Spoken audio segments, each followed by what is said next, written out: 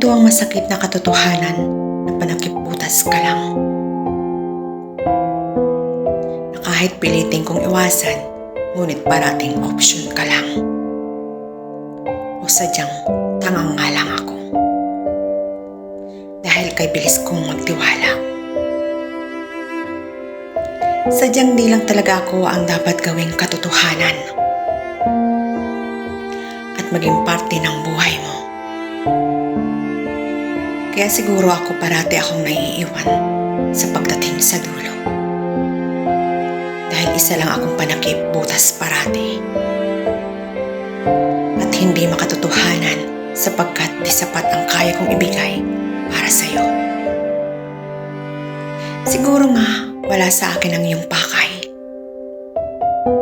Hindi ko alam bakit parati na lang akong panakip butas. Di ba talaga ako magiging sapat? Binibigay ko naman ang lahat. Lahat ng kailangan mo. Sa lahat ng sandali na kailangan mo ng karamay. Ngunit bakit kay bilis mo akong iwanan? Ano pa ba ang kulang? Marami bang kulang sa akin? Ang sakit lang kahit binigay ko na. Lahat ng kaya kong ibigay na pagmamahal. Ngunit lahat pala ay magiging walang saysay sa'yo. Kapag ginusto na ang lahat.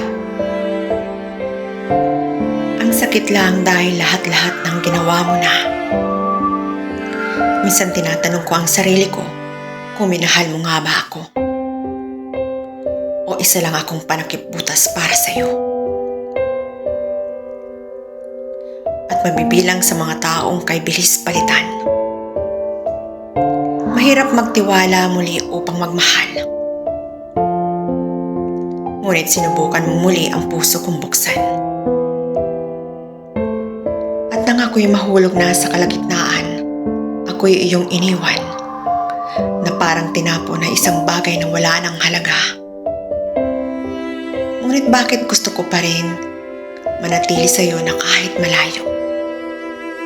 Natatanawin na lang ang kanyang pangako. Mga pangako na akala ko, ako na at ikaw ang bubuong muli sa akin. Ngunit sa hindi inaasahan, ito'y muling susubok sa dati kong sugatan na puso. At sa aking buong pagkatao, alam kong masakit na ikaw ay papasukin. Alam kong ikaw ay huli kong mamahalin. At tutuparin ko ang pangakong sa akin sarili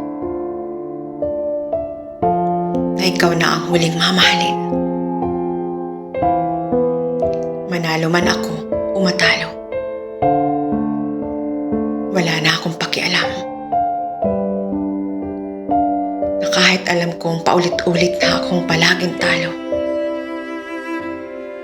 At sa huli, ako ang talunan na isang panakip butas.